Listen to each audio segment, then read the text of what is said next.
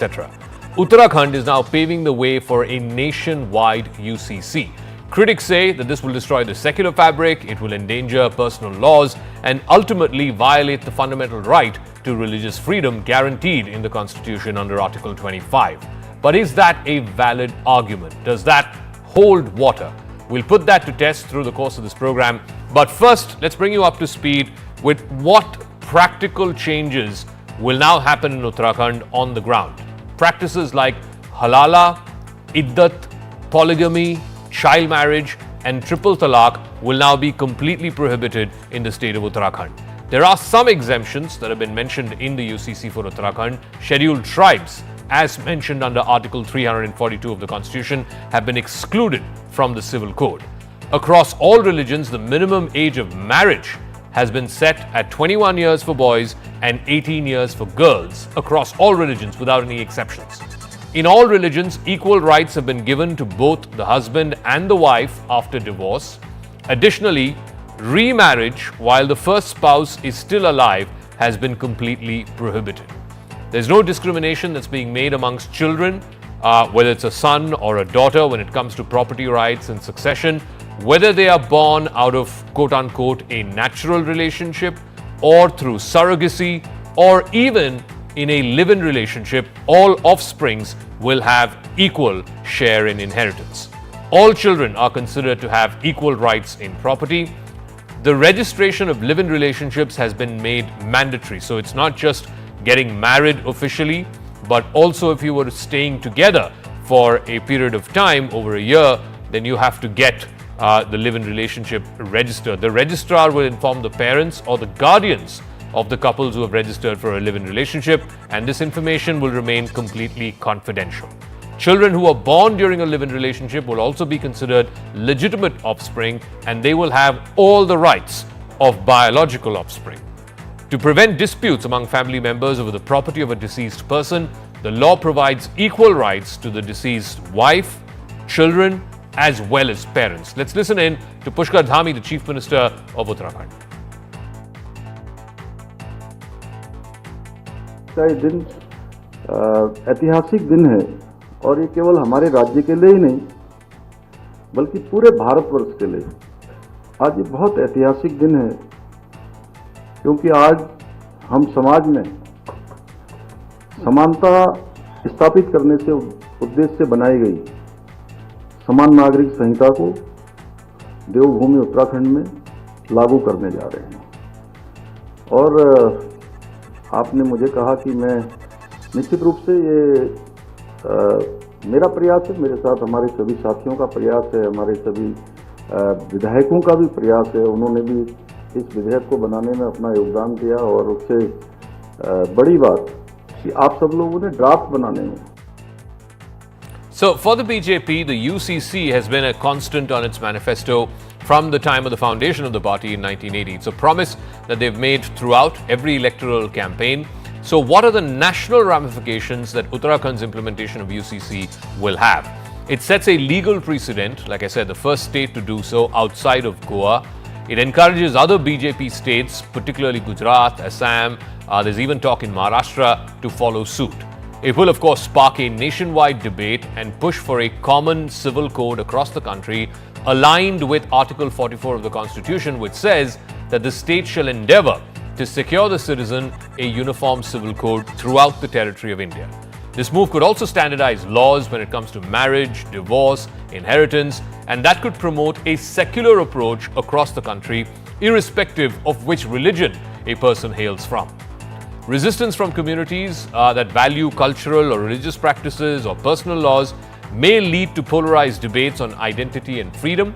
This push for a uniform set of civil laws will likely face legal challenges. It could test personal laws versus the constitutional rights that have been enshrined under Article 25 and the right to freedom of religion.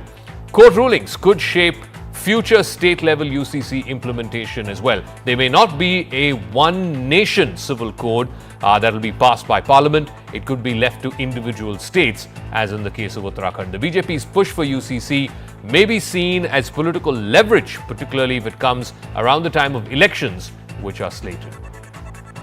So, what then are the global examples? Is India the first country in the world to have a common civil code? What about countries around the world? Here's a look at least 4 big democracies around the world. France, since the time of the French Revolution, has had a strict secular civil code known as the Napoleonic Code, which applies uniformly to all citizens of France, regardless of which religion they belong to. The United States has a uniform civil code. It again applies to all citizens, irrespective of race or religion. There are no separate personal laws that are based on race or religion in America. In Germany, there is a uniform civil code which governs all citizens, again, irrespective of what religious affiliation they belong to. In Japan, too, there is a single civil code that applies to all citizens. There are no separate laws that are based on religion.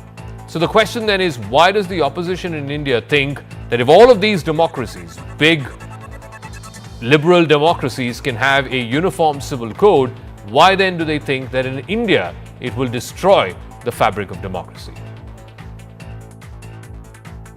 ये BJP की सरकारें कहीं पर निगाह है, कहीं पर निशाना, तो धर्म के नाम पर इनको टारगेट करना है किसी भी धर्म विशेष को। तो ये यूसीसी लागू कर रहे हैं, राज्य सरकार वहाँ लागू कर रही है। यूसीसी लागू करने के पहले आम सहमति बनानी चाहिए, सभी के राय लेनी चाहिए, ये मनमानी नहीं चल सकता है। तो भाई कौन सी जाति, कौन से धर्म के यूनिक प्रैक्टिसेस नहीं है, पहली बात तो ये। एक्सेप्शंस आप कैसे डिसाइड कर रहे हैं कि किसका यूनिक है, किसका नहीं है? जो उत्तराखंड की आपने बात करी, पहला राज्य, आप कैसे डिसाइड करेंगे? उस राज्य में हर अलग अलग प्रांत के लोग आते हैं। How are you going to decide? आप कैसे तय करेंगे कि कौन उत्तराखंड का है, कौन नहीं है, किस पे लागू होगा, किस पे नहीं लागू?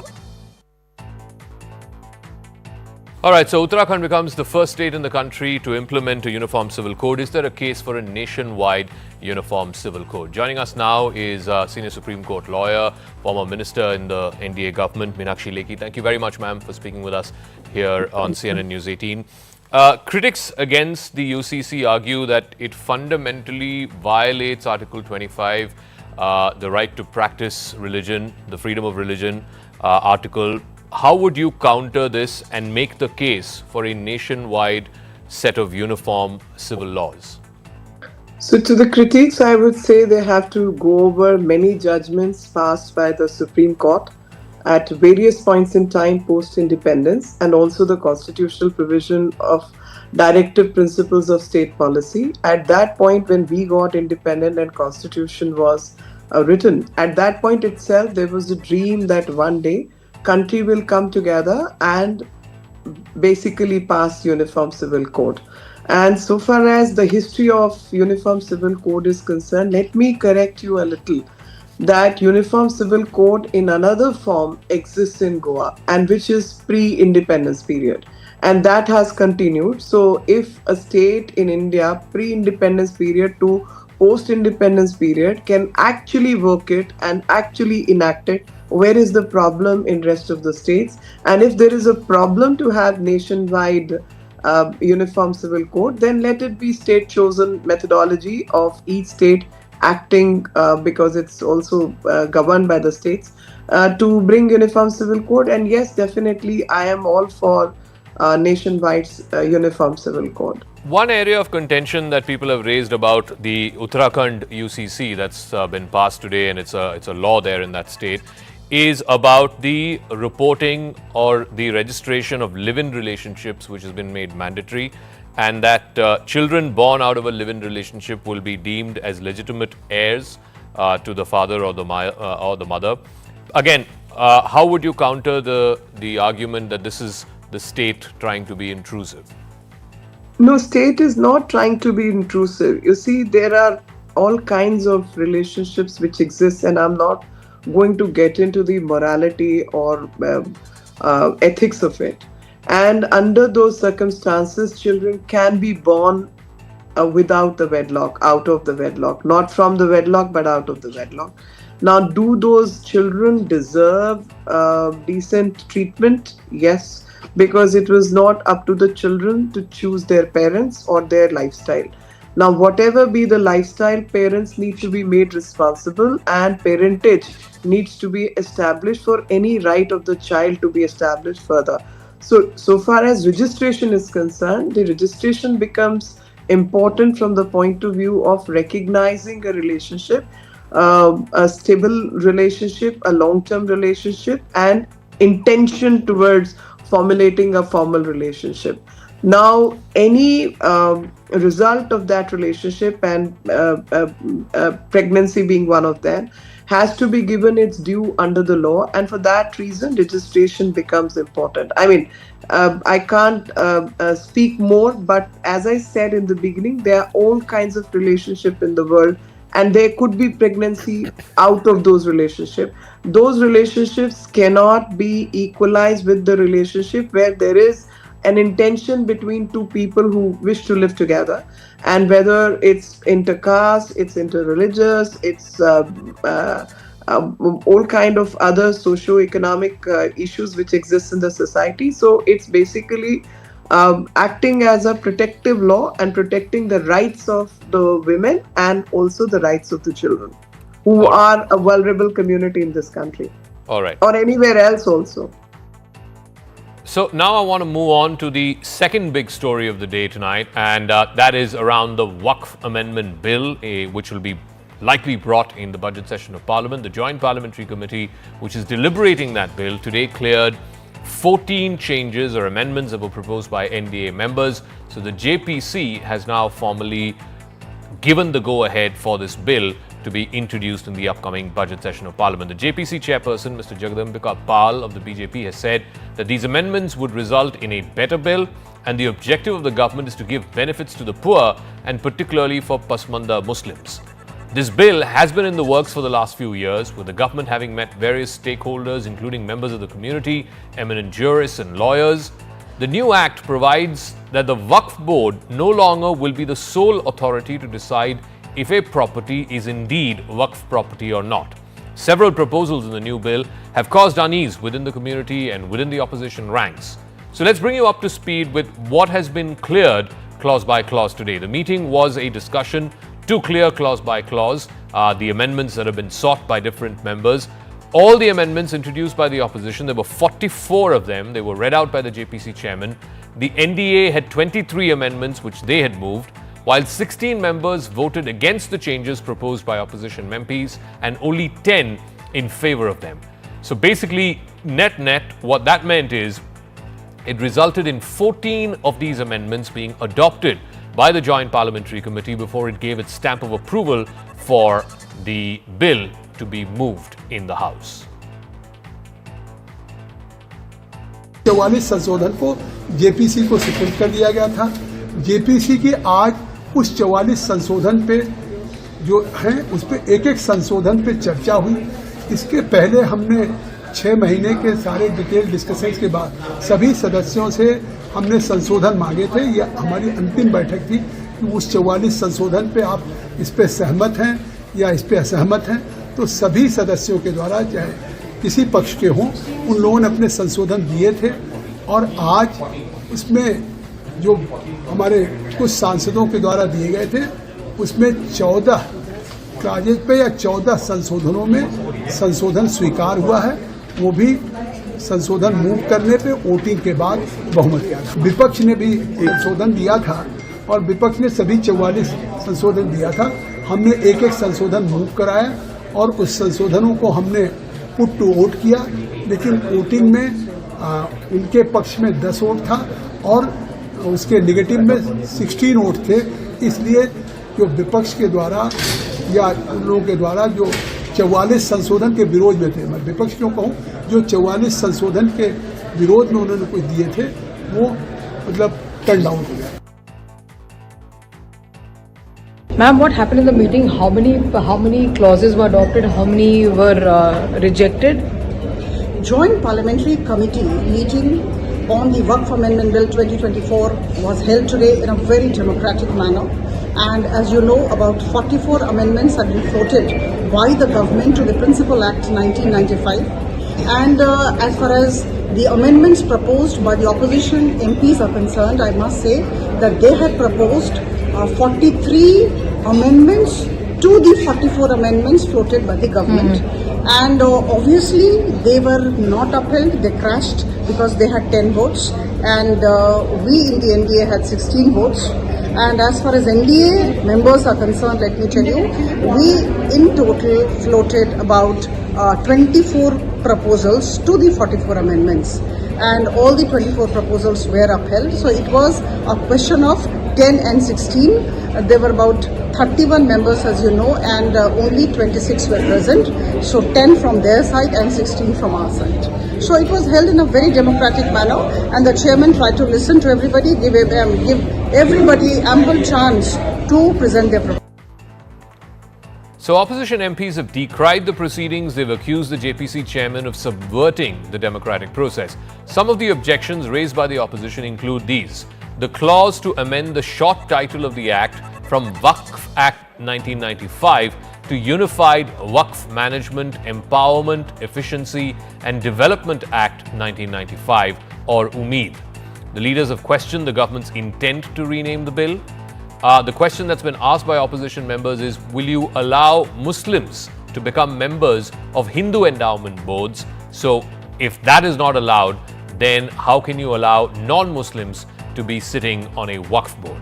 Opposing separate Waqf boards for Bohra Muslims, for Aga Khanis, for Shias. This was also listed by some of the opposition members in the amendments that they moved, but of course those amendments got rejected.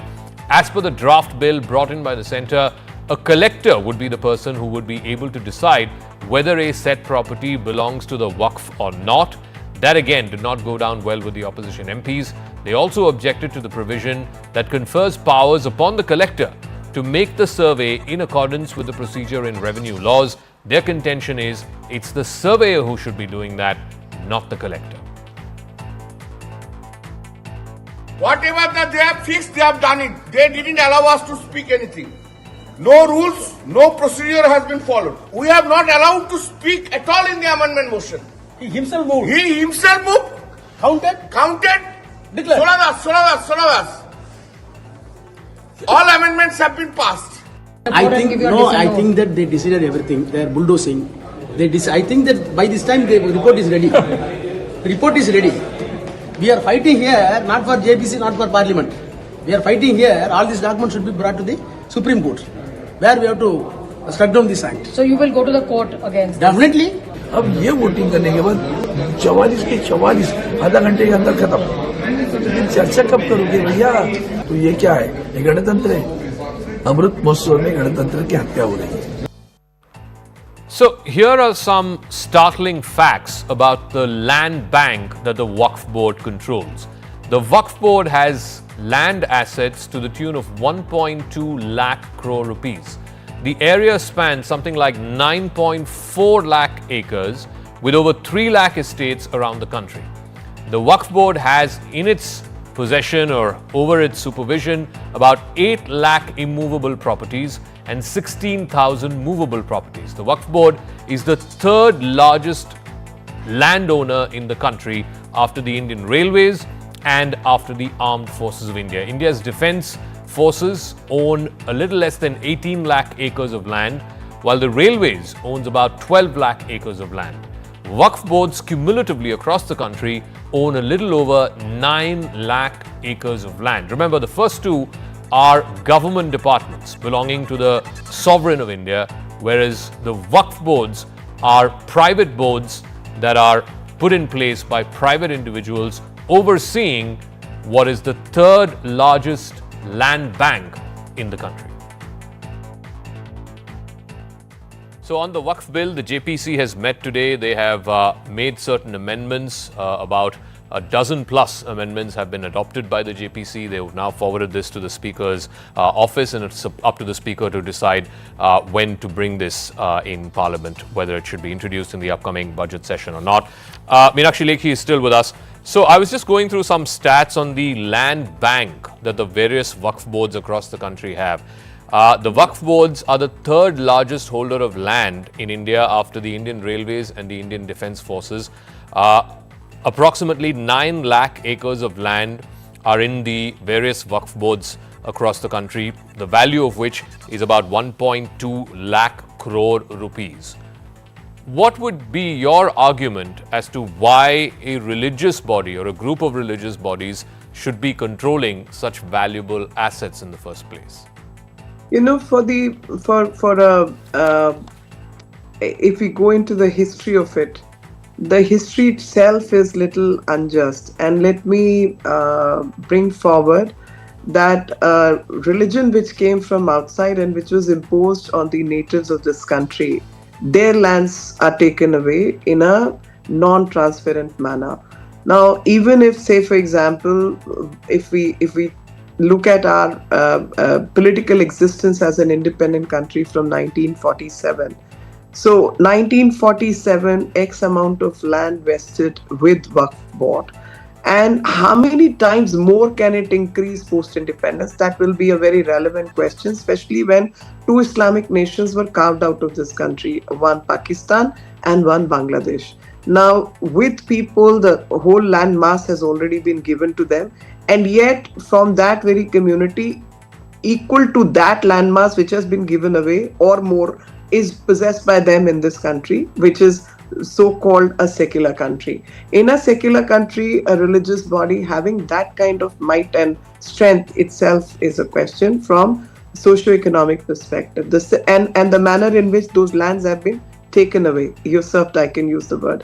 The second aspect is that pre-independence period, in 19th century, there was a case which was before the Privy Council, because these were the people who were the new landlords of the country, in the sense that Islamic invasions happened before the British imperialism, and when British took over, the matter went to Privy Council under the British imperialistic practices.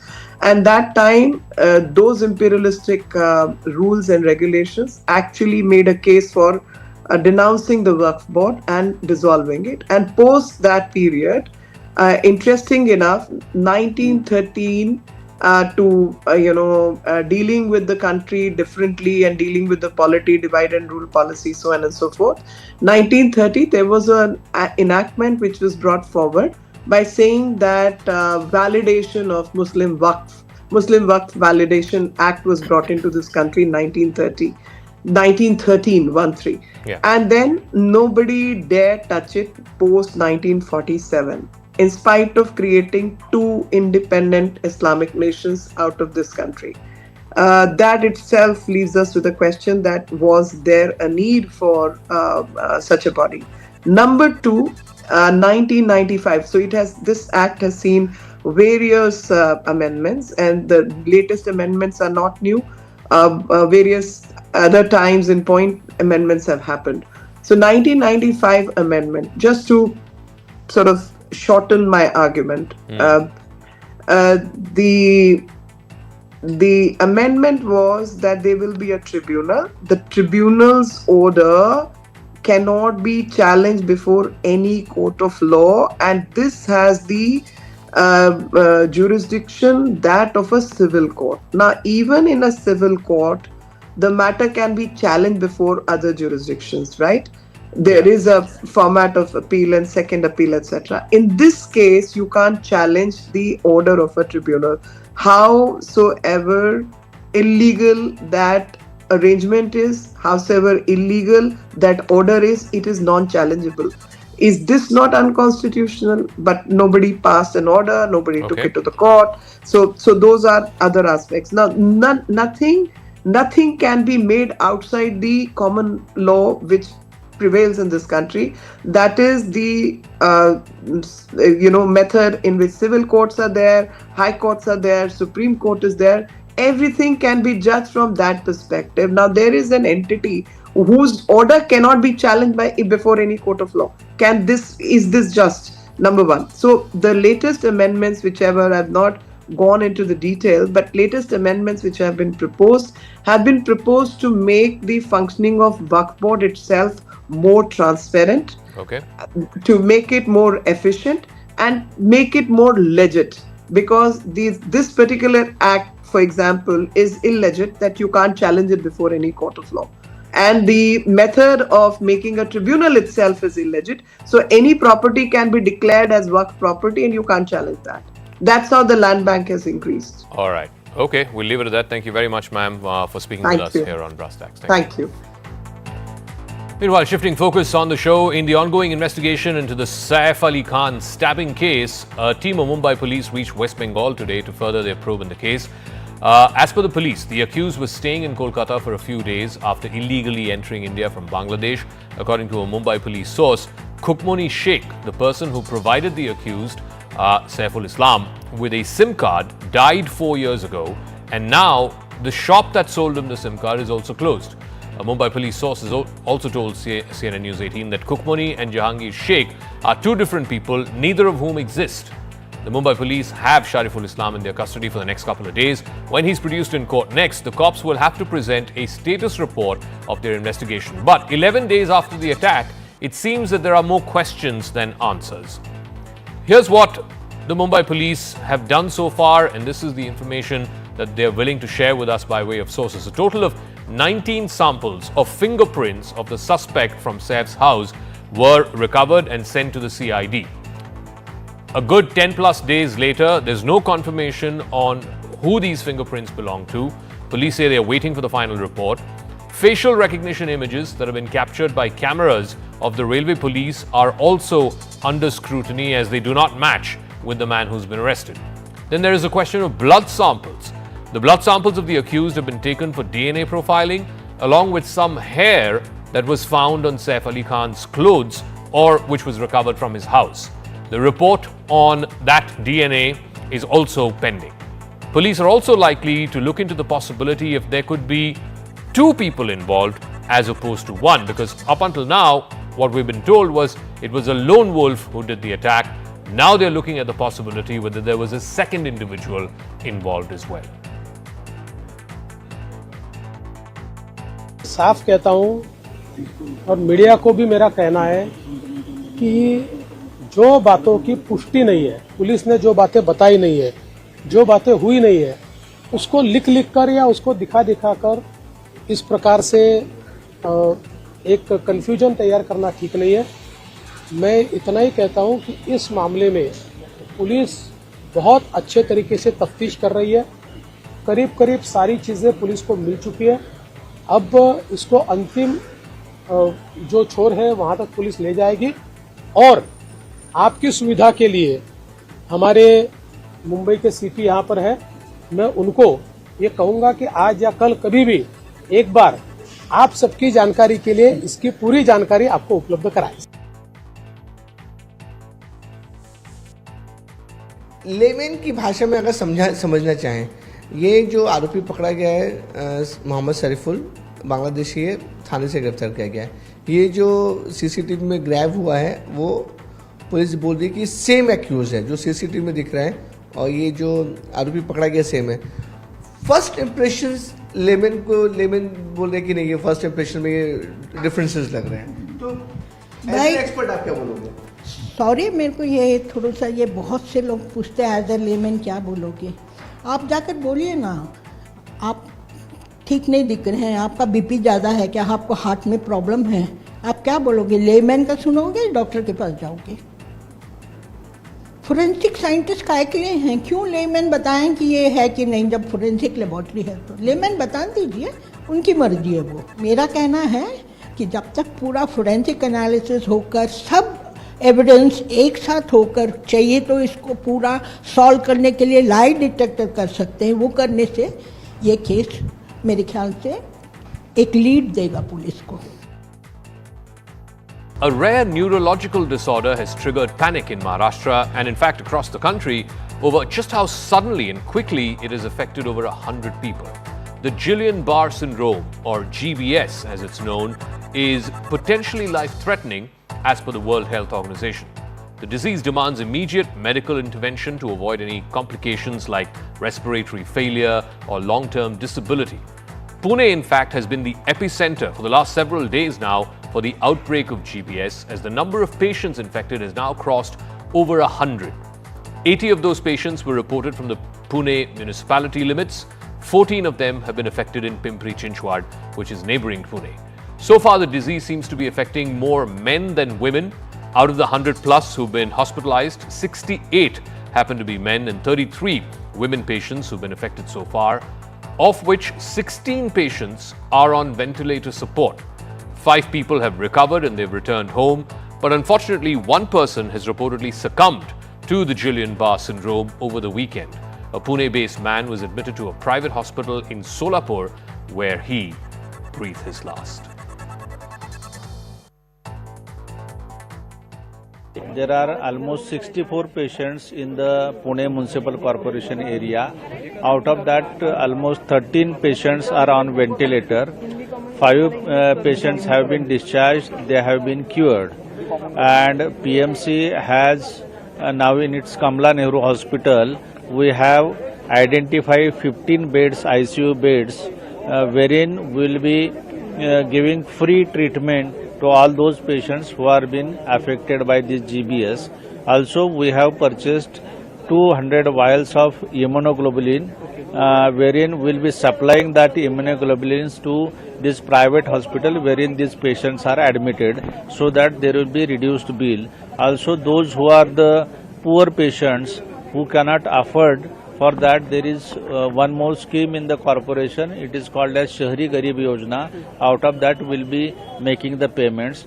Also, I have instructed 4 of the assistant medical officer health to be manned at all these private hospitals, wherein they will be monitoring all those things, and whatever the needs and whatever the requirements of the patients and their relatives will be fulfilled. So what exactly is this mystery disease, GBS, which has prompted the centre to dispatch a team of health ministry officials to Pune? GBS is an autoimmune neurological disorder where the immune system mistakenly attacks the peripheral nerves. The exact cause is unknown, but it's usually triggered by respiratory or sometimes even gastrointestinal infections. Bacterial infections, particularly C. jejuni, can trigger an outbreak. Viral infections, including influenza, COVID-19, and the Zika virus are also known to trigger GBS. Studies have shown that patients with viral infections may be more prone to developing GBS compared to those with dengue or malaria. It is treatable, it's not contagious, and it usually affects adults over 50 years of age. It's usually transmitted through either contaminated water or contaminated food. So the Guillain-Barré syndrome often begins with weakness and tingling in the legs, and then it moves up the torso of the individual concerned, and it can progress all the way into either muscle weakness or even muscle paralysis. Common symptoms include difficulty in walking, moving facial muscles, whether it's speaking, chewing, or swallowing. There will also be problems in coordination and balance. Severe cases may involve breathing difficulty because of chest muscle weakness, which is why a patient needs to be then admitted to a ventilator to help breathe. So then the big question is, how do you keep yourself safe? How do you protect yourself and your family from getting the Guillain-Barré syndrome? Number 1, boil water always before drinking. Use bottled water if you're unsure about the quality of the water. Always wash vegetables and fruits and any fresh produce thoroughly before you use it. Cook both poultry and meat properly and avoid any form of raw or undercooked food, particularly eggs and seafood. Wash your hands with soap and water before eating and after using the toilet as well. Avoid sharing utensils of food during the outbreak of GBS. Try and disinfect kitchen surfaces and utensils after handling raw food. So Dr. Padma Srivastav is the head of Department of Neurology at the All India Institute of Medical Sciences. She's now joining us. Thank you very much, Dr. Srivastav. So this is an unusual phenomena, at least it's not something that is talked about in the news that very often. Over 100 patients being affected, being hospitalized, I think about a dozen of them, a little more than a dozen of them on ventilator support. How worried should we be about the outbreak of the Guillain-Barré syndrome in Pune and surrounding areas? Certainly. So as far as the worry is concerned, I guess it would be worrisome when you talk about GBS, but it seems to be confined to a particular geographical location, which means whatever is triggering this particular autoimmune disease seems to be confined to that area. Maybe a new infection, maybe a waterborne infection. There are some reports which are coming that it's probably Campylobacter jejuni, which is a bacterial infection, of maybe a local, God knows, maybe a source of water or soil contamination, something which is limiting to that geographical area. So some kind of a toxin or an exposure to infection. Nevertheless, the infections do spread. So when you're looking at a travel scenario of in general, and people do travel, and there is an incubation period, that is, if there is an infection today, it's not going to appear tomorrow. So in that period, if there is a travel and this infection is carried, forthwith, then there could be a spread. So hopefully it will not happen. But whatever you just said, that having a kind of a universal precautionary approach to the whole thing of, in general, staying safe and staying in terms of having this healthy approach to your drinking water and eating food habits, then that should do protect us. So yes, there would be a concern. We don't want this to spread.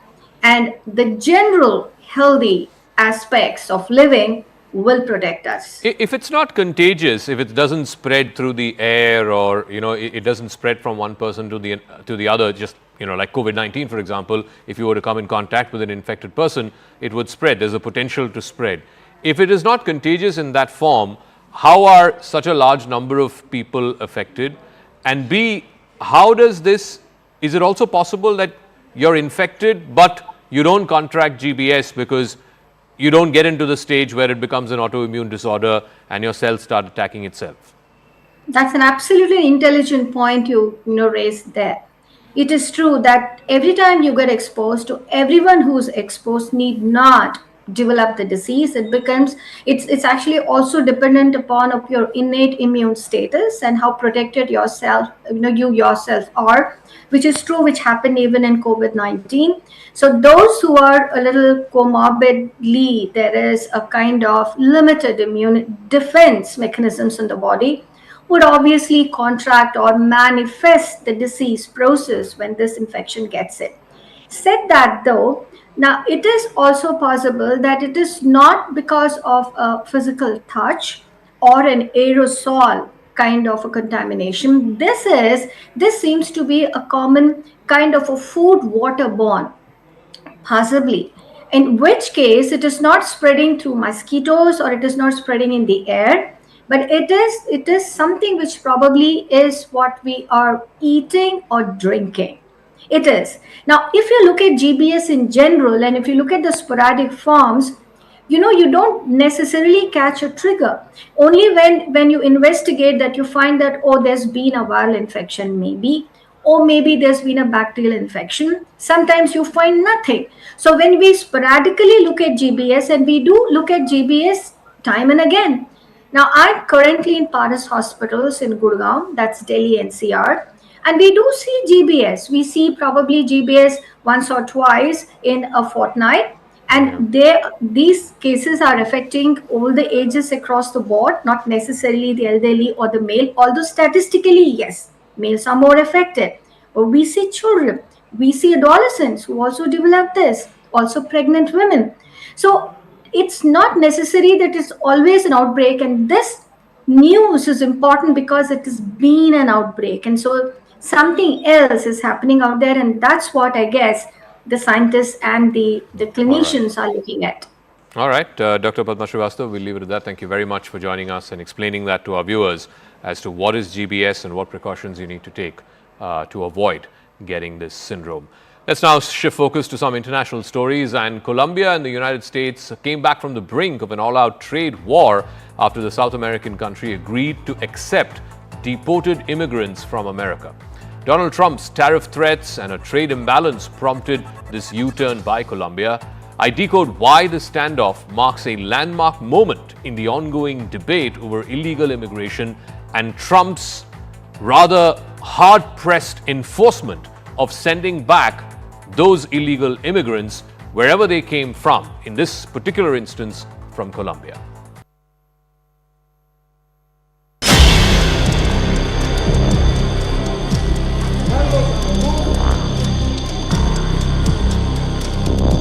In a dramatic turn of events, Colombian President Gustavo Petro has agreed to allow U.S. military planes to fly deportees into his country. This decision comes after a heated exchange between Petro and US President Donald Trump, which began when Colombia blocked 2 US military transport planes which were carrying deported immigrants. The conflict started Sunday when President Petro of Colombia announced that he had turned back 2 American military planes. These planes were carrying Colombian nationals who had been deported from the United States.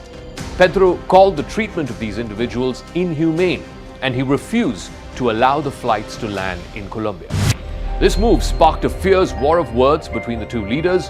President Trump responded by threatening Colombia with severe economic penalties. He announced a 25% tariff on all Colombian imports and plans to raise it to 50% within a week. Trump also threatened banking and financial sanctions, a total travel ban on all Colombian officials, and the revocation of their visas to the US. Petro did not back down either. He fired back on social media, announcing retaliatory tariffs of 25% on US imports to Colombia. In a separate post, he even suggested raising those tariffs from 25% to 50%. The Colombian president also questioned whether Trump was trying to overthrow his government. In a particularly sharp jab, Petro referred to Trump as a white enslaver. The clash highlighted the growing tension between both countries. Colombia has long been one of America's closest allies in Latin America. But this incident revealed just how far Trump is willing to go to enforce his immigration policies, even against a key partner. By Sunday night, though, the situation began to de-escalate. The White House released a statement saying that President Petro had agreed to all American terms. As a result, the threatened tariffs and the sanctions would be held in reserve. Other penalties, like the visa sanctions, would remain in place up until the first plane carrying all the deportees arrived in Colombia. The White House statement concluded with a triumphant tone, saying today's events make clear to the world that America is respected again. Colombia's foreign ministry soon followed with its own statement, announcing that the impasse with the US government had been resolved. The Colombian government agreed to accept all deportation flights and promised to guarantee dignified conditions for the deportees. The dispute began early on Sunday when Petro announced that he had turned back 2 US military planes. These planes were carrying Colombian nationals who had been deported from the United States. Petro insisted that Colombia will not accept any military deportation flights unless the United States provided a process to treat migrants with dignity and respect. He said, and I quote, "I cannot make migrants stay in a country that does not want them, but if that country sends them back, it should be with dignity and respect for them and for our country." President Petro added that he was still open to receiving deportees on a non-military flight. He also emphasized that Colombia would not tolerate the mistreatment of its citizens. The immediate issue appeared to be the use of American military planes to transport these deportees. A US military official confirmed that the 2 planes were denied landing permission in Colombia. They were both Air Force C-17 transport aircraft. One plane returned to San Diego, while the other flew all the way back to Texas. Petro's decision to block these flights was partly inspired by reports of mistreatment of deportees from other countries as well. Earlier in the week, Brazil's foreign ministry had complained about the degrading treatment meted out to its citizens. A group of 88 Brazilian deportees arrived in their home country. They were handcuffed, and they reportedly had no access to water or the bathroom during their flight from America to Brazil. Since taking office last week, President Trump has made immigration enforcement a top priority for his term. He signed an executive order authorizing the United States military to assist in securing the border. The Department of Defense announced it will be using military aircraft to deport individuals who are held in American custody. In his social media posts, Trump criticized President Petro, calling him a socialist, claiming that he was very unpopular. Petro is a former left-wing guerrilla. He's never shied away from being labeled a socialist. However, his approval ratings have dipped to about 34%, partly because of corruption scandals and renewed violence among armed groups in Colombia. Trump also justified his actions by claiming that the deportation flights included a large number of illegal criminals. Trump's argument was that the United States was seeking the return of these criminals who forced their way into the US. The threatened American tariffs would have dealt a significant blow to Colombia's economy. The United States is Colombia's largest trading partner. Key Colombian exports to the US include crude oil, coffee, and flowers. In 2022, trade between the two countries was above $53 billion, with the United States having a trade surplus of close to $4 billion. Colombia is also the largest South American market for American agricultural products. American pork, dairy products, alcoholic beverages, and pet food are among the top imports.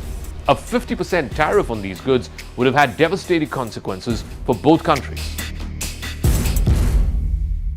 President Petro also drew attention to the presence of Americans who are living in Colombia. He said that there are about 15,000 Americans who are residing in Colombia without proper authorization. He called on them to regularize their immigration status. Now, here's the interesting thing. Colombia is not among the top sources of unauthorized immigrants who come into the United States. It does have a significant chunk of that population. In fact, according to the Pew Research Center, there were less than 200,000 unauthorized Colombian immigrants into the US in 2022. This number, though, pales in comparison to countries like Mexico, which has an estimated 4 million unauthorized immigrants in the US. Petro, who took office in 2022, is Colombia's first leftist president. He's a former military rebel leader who later became a senator. He's known for his very strong stand on human rights and also criticism of America's global power. Petro has long argued that economic imbalance between the United States and other countries in the region is just unjust. Meanwhile, other countries have begun receiving deportation flights from America. On Friday, Guatemala accepted 2 US Air Force jets which were carrying about 160 deportees. Mexico, which is the largest source of unauthorized immigrants into the US, has also expressed a willingness to receive some of these deported citizens. In recent days, routine deportations have been taking place on all Mexican cities which are along the US border. The resolution of the Colombia-US standoff marks a significant moment in the ongoing debate over immigration enforcement. While the immediate crisis may have been averted, the underlying tensions still remain. The clash between the United States and Colombia serves as a stark reminder of the human cost of mass deportations. For now, both countries have stepped back from the brink, but this episode has left a lasting impact on their relationship. All right, we'll take a quick break here on the program. When we come back on the other side, an artificial intelligence model from China is giving tough competition to global leaders like ChatGPT. Is DeepSeek the next black swan event for the global stock market? We'll analyze that right on the other side of the quick break.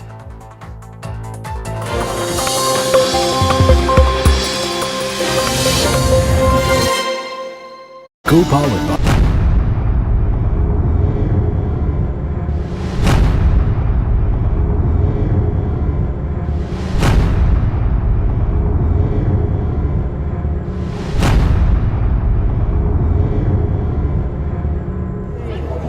U.S. President Donald Trump said on Sunday he would impose sweeping retaliatory measures on Colombia, including tariffs, sanctions, and travel bans. The move comes after the South American country turned away 2 U.S. military aircrafts, with migrants being deported as part of the new U.S. administration's immigration crackdown. Trump's swift action appeared aimed at making an example of Colombia, to dissuade other countries from defying him on deportation flights. He said Colombian President Gustavo Petro's refusal jeopardized U.S. national security and has directed his administration to take retaliatory measures. That includes imposing emergency 25% tariffs on all goods coming into the United States, which will go up to 50% in 1 week, as well as a travel ban and visa revocations on Colombian government officials and its allies. Petro condemned the practice, suggesting it treated migrants like criminals. And in response, Colombia threatened a 50% tariff on U.S. goods. According to the State Department, the United States is Colombia's largest trade and investment partner, and Colombia is also the U.S.'s third largest trade partner in Latin America. Mexico also refused a request last week to let a U.S. military aircraft land with migrants. Trump did not take similar action against Mexico, the U.S.'s largest trade partner, but has said he was thinking of imposing 25% duties on imports from Canada and Mexico on February 1st.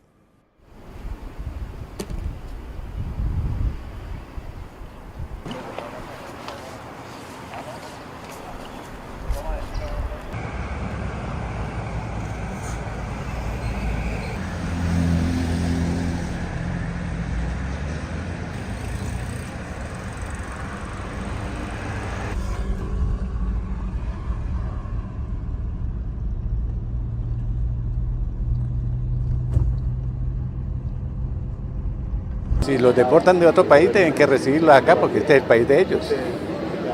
Que el presidente no acepta eso, pero si uno viene al país de uno, ¿cómo es posible que no lo acepte? Eso es ilógico, ¿no?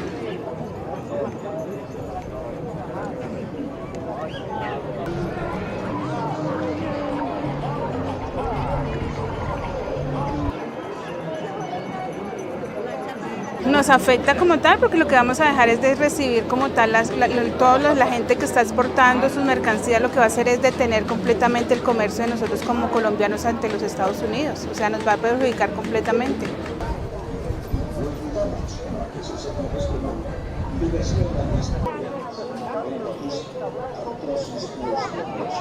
Pues la problemática es que el señor Petro debe pensar mejor con cabeza fría, no tanto ideológicamente, sino qué nos conviene como país.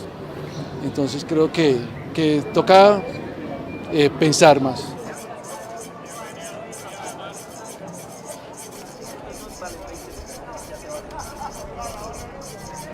It's not a big change. We'll see the numbers, but the conditions have been very similar or are very similar. It's about, the beginning of a new administration and also ideological difference as well. But it's going to be interesting to see how much the United States can do and how massive are the deportations that he is promising. Colombia is not the main trading partner, the most important trading partner with the United States.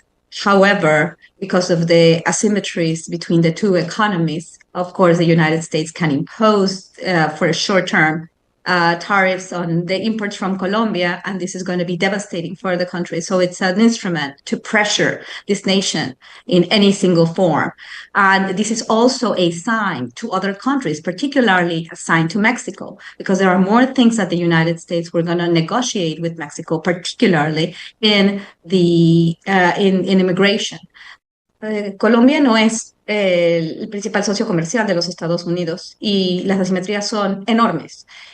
La economía de Estados Unidos es mucho más grande que la colombiana y no depende de la economía colombiana. Obviamente hay una relación comercial importante, pero Trump puede hacer esto a manera de, obviamente, de presión hacia Colombia y también como mensaje hacia otros.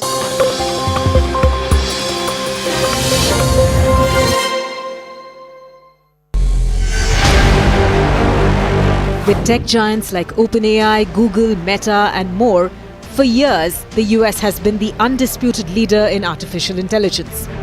But that all changed in January when a relatively unknown AI research lab from China released an open source model that's quickly become the talk of the town in Silicon Valley and the top-rated free app available on Apple's App Store in the US. DeepSeek's technological feat has taken the world by surprise. DeepSeek R1 is an advanced reasoning model that claims to surpass existing benchmarks on several critical tasks. It uses large-scale reinforcement learning for training and directly competes with OpenAI's O1 model.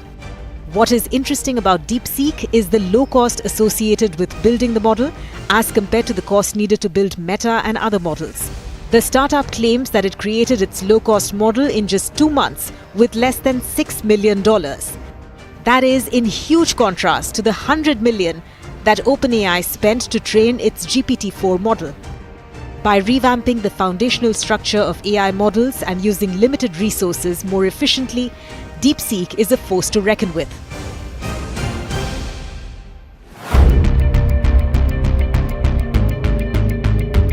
DeepSeek's success comes at a time of a tech cold war between the US and China. US export controls restricted China from accessing the most advanced NVIDIA AI chips. As a result, most Chinese companies have focused on downstream applications rather than building their own models. Now, DeepSeek potentially casts doubt on the dominance of the US in the artificial intelligence space and the validity of high valuations for companies like NVIDIA.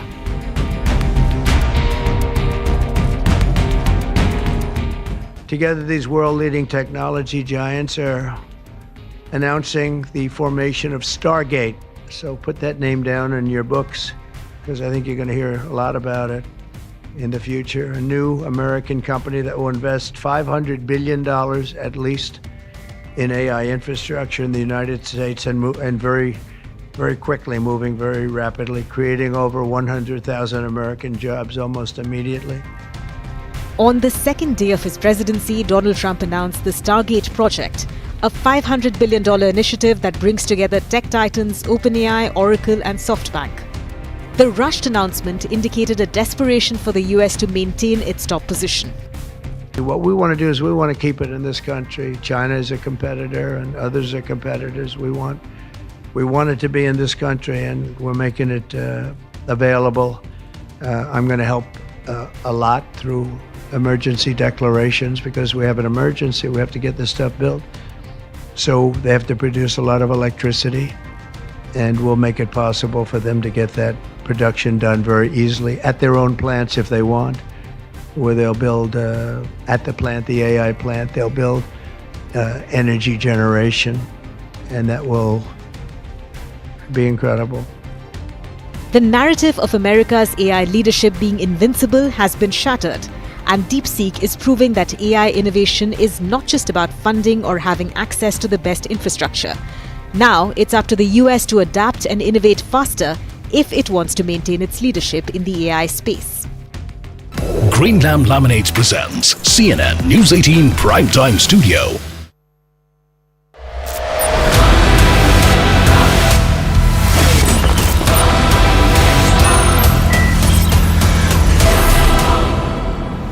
We're live from the CNN-News18 Primetime Studio, brought to you by Greenlam Laminates. Viewers, India may yet become a truly secular polity.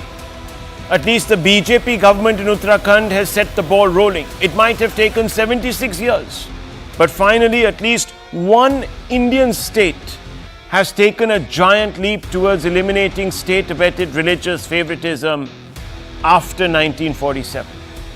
No nation on earth that differentiates between religions can call itself truly secular.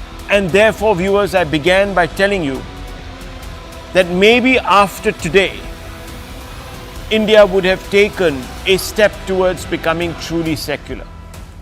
But the Uttarakhand Chief Minister announced that the Uniform Civil Code has been implemented in his state starting today. The UCC in Uttarakhand aims at standardizing personal laws across all religions.